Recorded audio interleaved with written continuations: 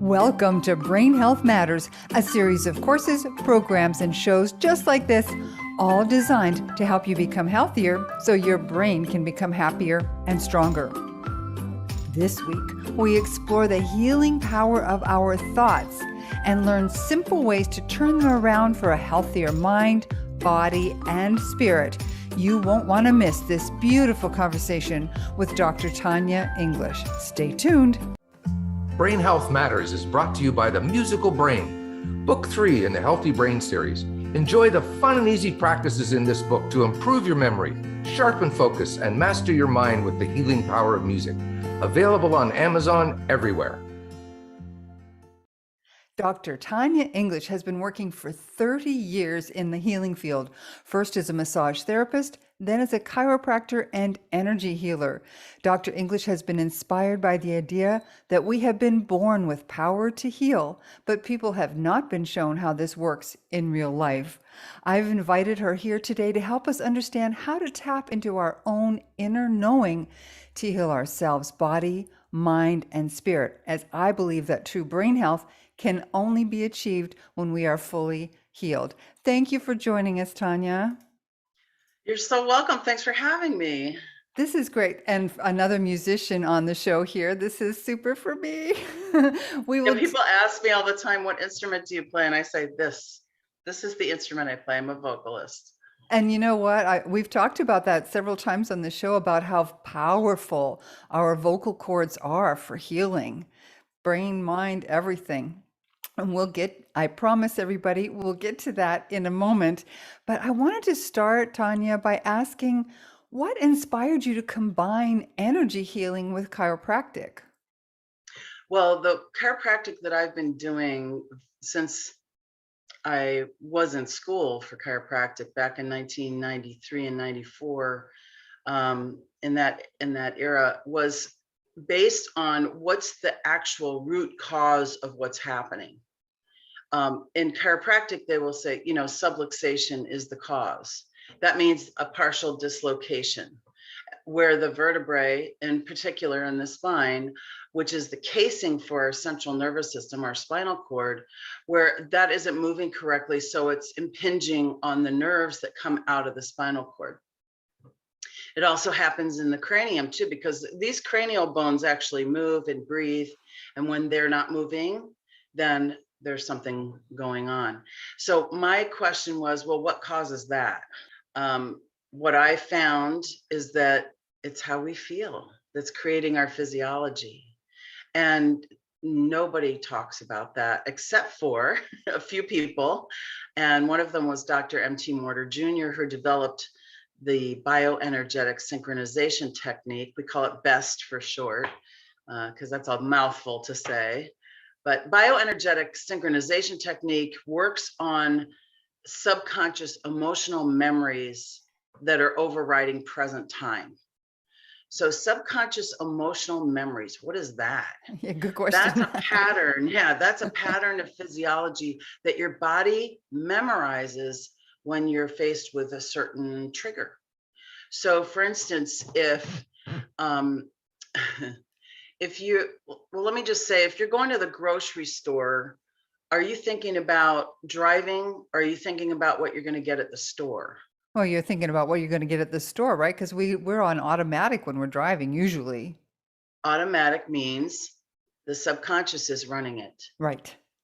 And your subconscious is running what your liver's doing right now, and what your pancreas is doing right now, and what your gut's doing, what your heart's doing. Those are all subconscious things. You don't have to tell your heart to beat. It's now a subconscious, autonomic control. And the autonomic nervous system, you can substitute automatic, is the part of your nervous system that's running your body. And the way that that part of your system is influenced is through your emotions. Your emotions create your physiology. It's not the other way around. Although, if you have overgrowth of bacteria in the gut, it can definitely change your thinking. Absolutely. There is a gut-brain connection. Yeah, we talked about that a lot in this podcast and in my work, because Well, it's a two-way street, right? We've got those little microbes running around in our gut telling us, telling our body, the DNA is Yeah, telling our body's DNA how to respond to things, and then it's more microbes than cells in our body, more. exactly much more DNA. Hmm. And I'll give you an example of something that happened to me. I was singing on stage and I turned around to my husband and I said, I don't know where I am right now. He's my bass player. And he said, well, just finish the song. And I said, no, I don't know how I got here. I had transient global amnesia, which is an amnesia where you lose an amount of time and you don't remember any of it. I had no memory of singing an entire set of music. How does that happen? I'll tell you, it's the gut brain connection. So we got outside and he said, and it was 2017, and he said, who's the president? I said, Barack Obama. He said, oh no, you're not going to like this.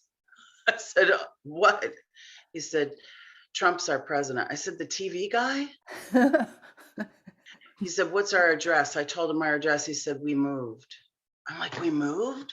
I didn't remember any of this.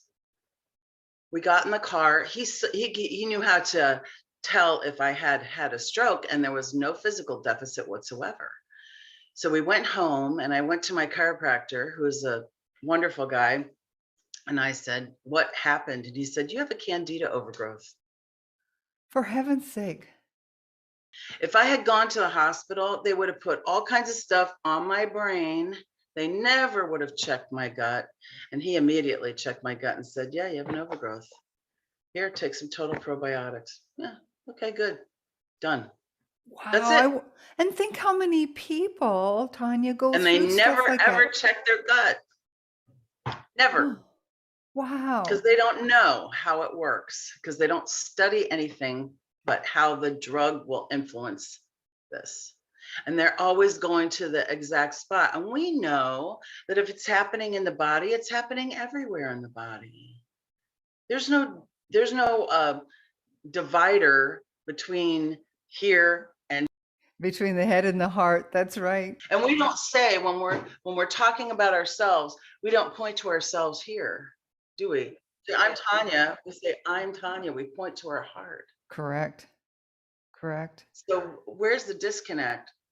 It all happened about 150, 75 years ago when old white men said, we only eat for pleasure. We don't eat for fuel for our physical self. The only reason why we eat is for pleasure. And that's why food is not interested in health, and health isn't interested in food, but we're bridging that. It's amazing how many people really, even today, even in this time of viruses and attacks to the nervous system from glyphosate and all these things, so many people don't really connect how interconnected we are. And that's part of my message, is that, you have the power to heal, but if nobody ever shows you how to use it or what to do and how simple it is, then you don't know. I want to show people this connection right now, this connection between your thoughts and your feelings and your body. You Perfect. willing to play along with me? Of course, as long as as long as I can describe for the people who only have audio, if I can Yep. describe what's happening. Perfect. They're going to get it. They're going to get it. They don't have to even see this. So everybody who's listening and watching, close your eyes and just imagine in front of you, there's a beautiful cutting board, a knife, and a lemon. And this lemon is the most beautiful lemon. It looks like a picture of a lemon. It's so perfect. And you hold the lemon with one hand. Now you can feel the oil from the lemon skin on your hands, and you can smell it. And you pick up the knife and you make a slice. Now you can feel that juice running out of the lemon, and it's over the knife, and now you really smell it. And now you take another slice of that lemon and you take that wedge you've just sliced, it's all juicy, and you put it in your mouth and bite down. Now, do you have more saliva in your mouth? Absolutely. Your body's getting ready for the lemon, and there's no lemon. Right. It's your thoughts that are creating the physiology, because your body remembers, Oh, the pattern for thinking of lemons and lemons is I need to make saliva. And if we check the pH of your saliva, it would be more alkaline than when we started, because it's going to get ready for the acid of the lemon. So your saliva pH changed. You created more saliva just by thinking about a lemon. That's how quickly it happens. And that's when I'm talking about the subconscious emotional memory, because that's how quick you get hit by a red car on your bike when you're a kid. Every time you see a red car, trigger. Oh boy, I can so get that. And you know what? That even happens as an adult because I was hit by a car. My dog and I were hit by a car. She ended up passing away because of that injury. And a blue car, a little blue, like a sedan type car, that will trigger that for me even now, 20 years later.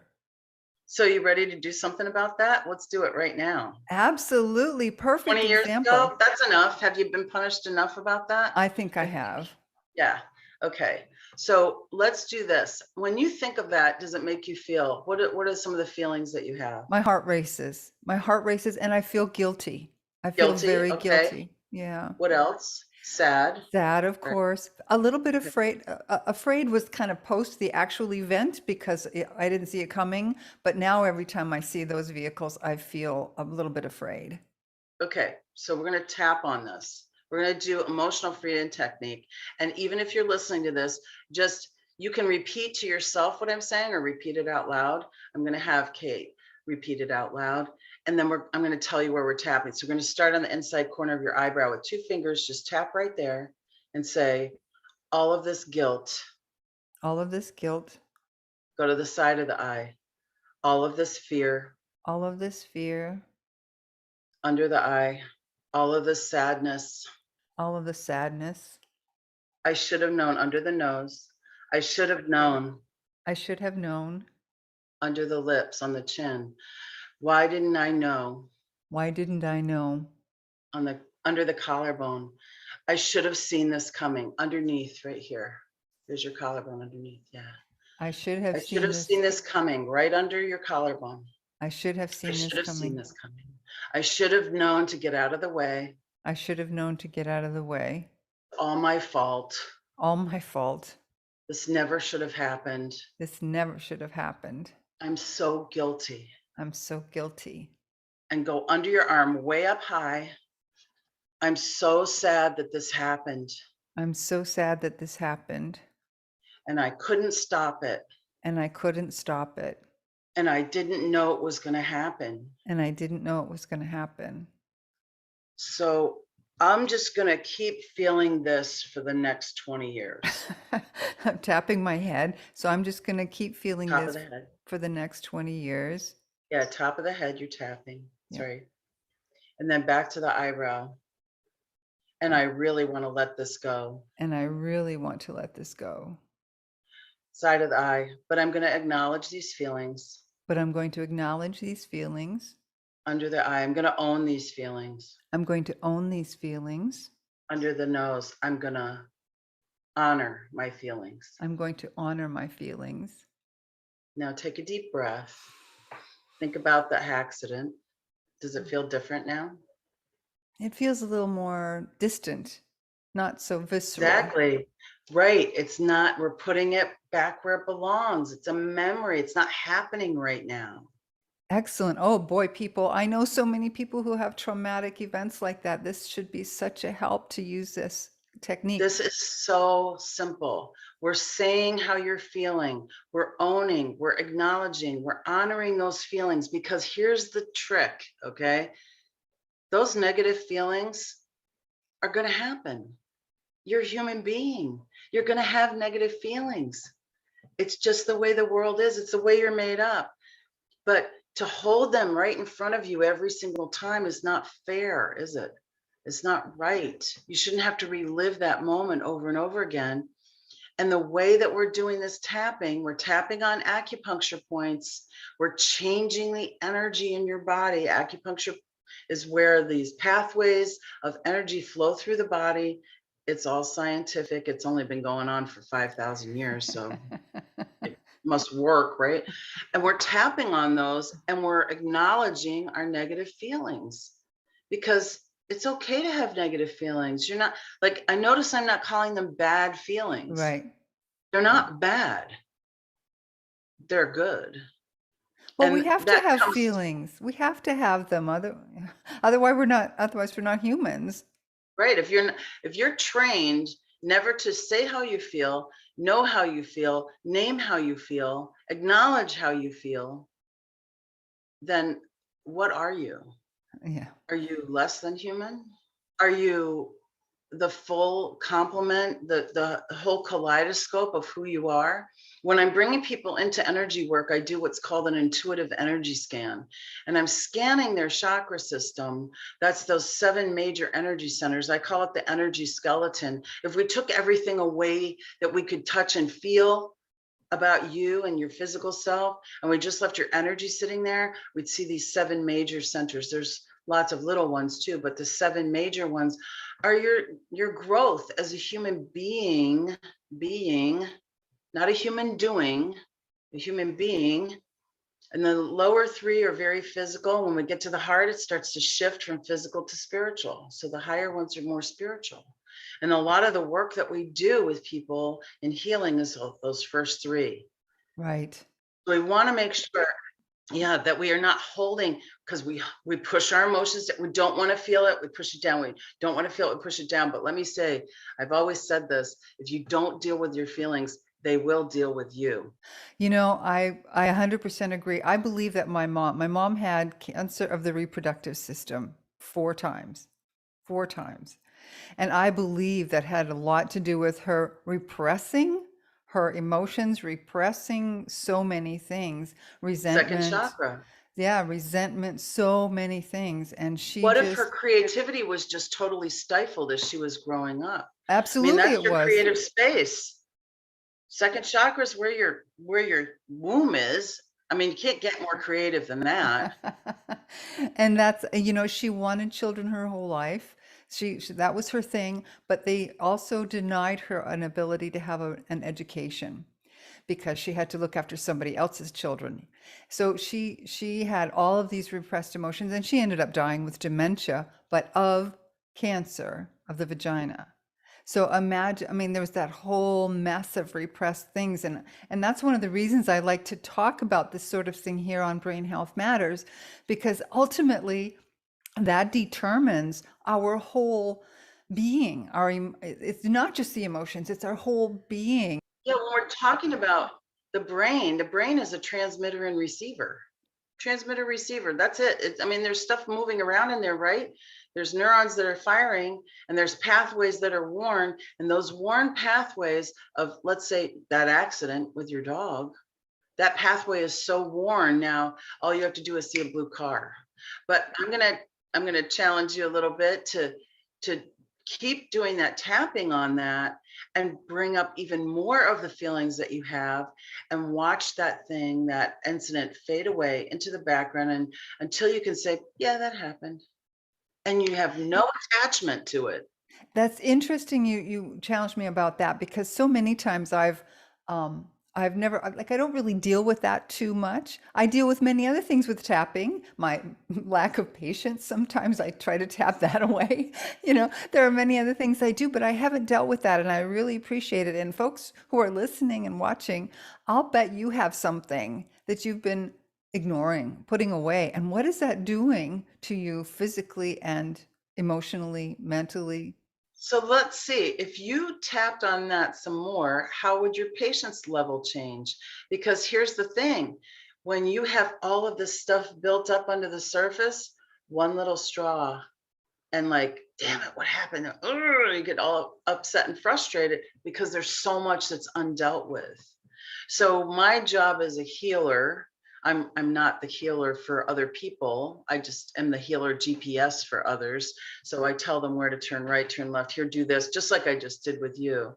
But it's important for me to do this healing too, so that I can be a clear conduit for what's coming for you, what's coming up for you. What do you need to deal with? I mean, the fact that you immediately brought up that specific incident means it's ready. It's Yeah. ready to be cleared. She didn't pick anything else out of her life. It was the accident. And so that is a big tell when you come up with that thing right away. And the other thing I'll say about the brain is everybody thinks their mind is in here, and your mind isn't in there. Is it in your Your head? mind is in your field of energy. Right. We have a field around us of energy. It's not that we're emanating energy. Obviously, we are doing that. But as our energy gets more and more dense, there's our physical form. So think about it like that too. We are a cloud of energy. And in the densest part of it, there's us, the physical part we can touch. But our cloud goes on infinitely. So I say we are infinite beings because that energy goes, and we can measure it easily. It's so simple. And what I really want to share is that when you did that tapping, you changed your physiology and you felt it, because now it feels like, oh, that's more of a shadow memory now. It's not quite as clear. And now everybody around you will change to meet your change because you're different now. So they might say, oh, you seem so much calmer. Or they might say, oh, did you do something different with your hair? Because they can't put their finger on it. Right. They don't Right. know what it is. That's an amazing technique, and I know you have a whole basket full of them. Yeah, I One of the do. things I watched you on another interview, and you were talking about muscle testing, and we can't really show muscle testing here because many of our people are just listening on audio. But is there something equivalent of that? Because a lot of us don't know what it is that we can put into these physical bodies that is good for us, or it doesn't cause unease or disease. Is there something that we can do to test? Absolutely. There's a lot of different ways to do muscle testing, and I'll tell you about something really simple. You can put something on the counter in front of you in your kitchen, and if you're standing still with your feet hip distance apart, maybe not even, and you're going to sway forward and back. And if it's something that's for you, you'll sway forward. And if it's something that's not for you, you'll sway backward. But you always want to check. Like, show me a no. You just say it in your mind. Show me a no, you'll sway backwards. Right. Show me a yes, you'll sway forwards. It might switch, and then you really have to watch what you're doing. And just the question is always, is this to the highest good? Whatever you're asking, whatever you're showing yourself, whatever you want to know, is this to the highest good? Is it to the highest good for me to put this in my body? That's what prayer is before we eat. It's acknowledging that this is here. We're blessing the food, saying, let's make it work to the highest good, right? Because the highest good for me is the highest good for everybody. Everybody's at their highest good, right? So it's never taking away from anybody else. There's plenty to go around. There's plenty of good. So you're asking always, is it to the highest good? But you always want to ask for a yes and a no first, because like I said, they can switch. So really simple way to do this, and I'll describe this and I'll show it to you too, is I just rub my thumb and my finger together, just like I'm rolling something between my thumb and my index finger. And I'll ask, show me a yes. It's nice and smooth. And then I'll ask, show me a no, and it gets sticky immediately. Sticky. Wow. So I do this a lot because I can do this in the grocery store. Nobody knows I'm doing it. But if I'm using two hands and I've got, my thumb and my pinky in one hand and I'm trying to pull them apart with the other, that's a little bit more obvious. So this is really easy. And here's the thing, when people say, oh, that doesn't work for me. Like, sometimes your skin's really dry. Just lick your finger like you're going to turn a page in a book. And just ask, show me a yes, nice and smooth. Show me a no. Ooh, sticky. It's not as smooth. I do it when I'm working on patients here on my adjusting table. I'm asking all the time, do you want me to adjust this way, this way, this way? How is this the best? Oh, that's good. Okay, let's do that. So then I'll do that. Wow. So Amazing. asking all the time, because why would I ask your thoughts or my thoughts? Why would I ask? The thinking is what got us into this shape in the first place. We need to bypass thoughts because, stinking thinking is everywhere. Yep. Yep. We need to bypass thoughts and go directly to source energy. And when I say source, I mean the source of all that is. And you can put whatever religious connotation you want on that. I'm not going to, because that's not helpful No, to no, because then me. you get somebody's back up over something and that's not helpful. Right. Well, So many people have been beaten with religion, so we don't want to do that. exactly, Don't want to exactly. trigger anybody. Yeah. I wanted to address a little bit because you deal with a lot of women, and we know that women are more than twice as likely as men to develop dementia. I think women hold on to a lot more fear and shame and guilt also. I think you're exactly right. I know, men are taught, and they're just different, right? Men and women are just different. The way that we look at things, and that's perfectly normal, and it's fine. We're more alike than we are different, by the way. But you're right. We do hold on to a lot because we're absorbing it to get to the next thing a lot of the time in this day and age. Now, in your mother's case, the roles were much more defined, Defined. Hmm. and you had to be this way. You could be a nurse or a teacher, right? Think about it like this. And now some girls don't know what they want to do because there's so many choices. Sometimes you think, well, it might have been easier back then, but it wasn't easier in the sense that you had to absorb all the stuff that you couldn't have access to and watch somebody else do it. And I could do that better, right? So there might be anger about not being able to be out of that box. Right. So how do we make that better? Like, would tapping help that? What other things would you Absolutely. suggest? Okay. I said tapping best works really well. I can do that on an individual basis with people. There's some group things that I do. Tapping, theta healing is one of the techniques I use in groups.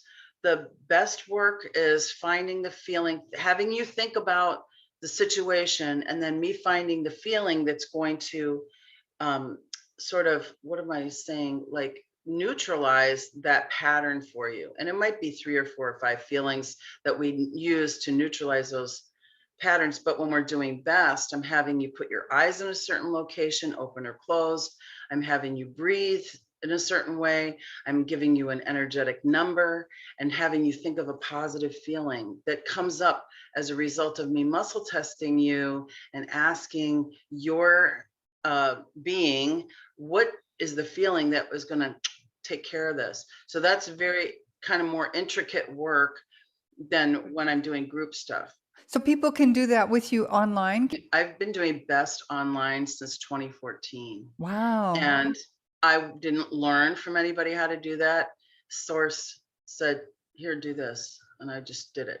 And I Awesome. was like, oh, wow, I just did that. I didn't have to have them on the table, and it worked, and they feel better. And it's all, so we can do all of that online. My first international client, I'm in Iowa, by the way. My first international client was in the Seychelles, like the absolute opposite side of the world, opposite hemisphere, opposite in both ways, north, south, east, and west. She was on the other side of the earth, and it worked for her. Perfect. So it was like, okay, this is goer. So we're going to get your website, how people can work with you in a minute, but I also want to ask one more thing before I let you go. You talk about healing with the blues. Yes. Are the blues so healing? Well, think about this. If you're a slave working in a field and you want to make the day go by, what are you going to do? You're going to sing, right? And call and response. Up above my head, I hear music in the air. Everybody else, up above my head, I hear music in the air. Up above my head, I hear music in the air. And everybody sings together. We're doing something together. We're focusing our attention on something maybe that's good that we can realize. Maybe it's out of reach. Maybe we have no hope, but this is the only way we can keep ourselves moving forward. So we also have blues that's really sad. Drown in my own tears is very sad. And if you can't express those negative feelings, what happens? They get stuffed in second chakra and you can't move forward. And so what we're doing in blues music is we're expressing our feelings. All music does that if it's touching you in that way. We're expressing feelings and we're saying, this happened to me. I was so sad when you left. I think I'm gonna drown in my own tears. And that's because when we're expressing our feelings, we're getting them out. We're putting them out there. So as I'm singing blues, I'm releasing all that sadness. And the personal reason why I do that is because in 1994, my husband and I were awaiting the birth of our first child together. He had 2 daughters from his previous marriage, and full-term pregnancy. And at the very end, he died before he was born. So our son Eddie was stillborn, and I'm lying in the hospital bed and thinking, do I really believe everything happens to the highest good? Because this ain't good on any level. So I went down the road of what if, and why didn't I, and why is this happening, all the whys. And I went, this is leading me nowhere. What if I choose to believe that everything happens to the highest good? And it was like a door opened, and I was like, okay, show me the good. And my husband was right there, steadfast, true, loyal, loving, nurturing person right there next to me, going through the same thing. His mother and father were with us. My sister-in-law helped me deliver that baby. My friends from school came over from chiropractic college. I was in school at the time, came over and held my baby. And I really had to think hard about whether I was actually going to go and continue this healing work that I've been doing. And I thought, man, yeah, I got to. There's no choice at this point. Like, it's either that or I go into a sanitarium and deal with this in some weird way that doesn't feel right anyway. And I had a lot of faith, just a little bit of a mustard seed. They're real tiny, by the way, mustard seeds. Yes, I know. I had a little bit of faith, and I said, okay, I'm going to choose to believe. I choose to believe, and you do too. And there are beliefs that you are believing in that you did not choose, that were handed to you without your permission because you were a child and you had to get along. You had to go along to get along. Everybody does. There's no fault in that. See, there's no blame and shame. And people wanted us to blame and shame the people that were surrounding us. And I said, no, we're not going there. This is nobody's fault. People die. And you have to get comfortable with the fact that people die. And you know what? Everybody's doing it. Yeah, you're not gonna, there's no other way out. I only know like 1 or 2 people that didn't do that, but they still died and came back. So it's really not about like the beliefs that you've already had. It's about what you're choosing to believe. And so a couple of months later, I said, God, just put me wherever I need to be for healing. And one of those places was the Mississippi Valley Blues Fest. I went to the 10th stage. I watched the Blind Boys of Alabama, and they put a healing on me. I just felt waves of love coming through me, and I walked out of there different than I walked in.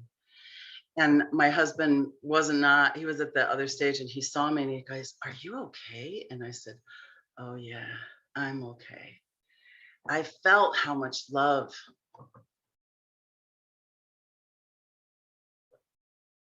So much. It's so much love, it brings me to tears when I think of it. But I'm a crier, man. I cry at parades. I cry at everything.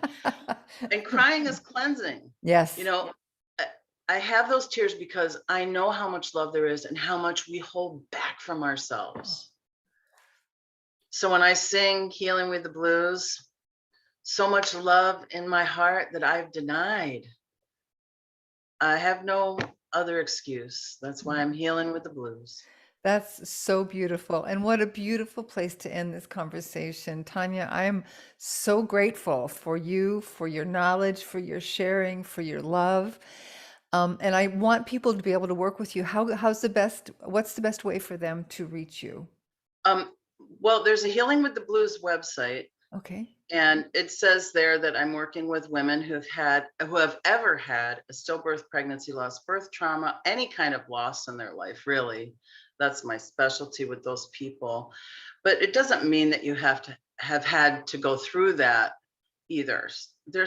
Everybody has loss, especially in the last couple of years. We've had tons of loss, Yeah. loss of a lifestyle, Lots of friends. So friends, family, loved ones, divorce, all of those things can happen. So they can go to the Healing with the Blues website. They can also follow me on Facebook. I have a group you can join where I do that live healing session. That's also called Healing with the Blues. There's also Instagram.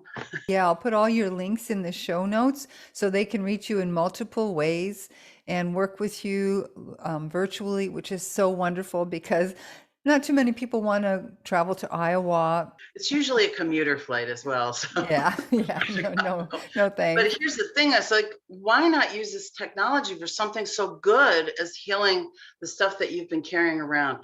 We call this office the baggage drop off. Just drop your bags here. We'll take care of them for you. Thank you so much. And I appreciate you. I love you. And we'll talk again. Thank you so much, Kate. Thank you for the honor. I appreciate it. Thank you so much for joining us for this episode of Brain Health Matters. Be sure to subscribe with your favorite podcast service so that you can get all the latest episodes when they're released. Brain Health Matters is brought to you by the Musical Brain, Book 3 in the Healthy Brain series. Enjoy the fun and easy practices in this book to improve your memory, sharpen focus, and master your mind with the healing power of music. Available on Amazon everywhere.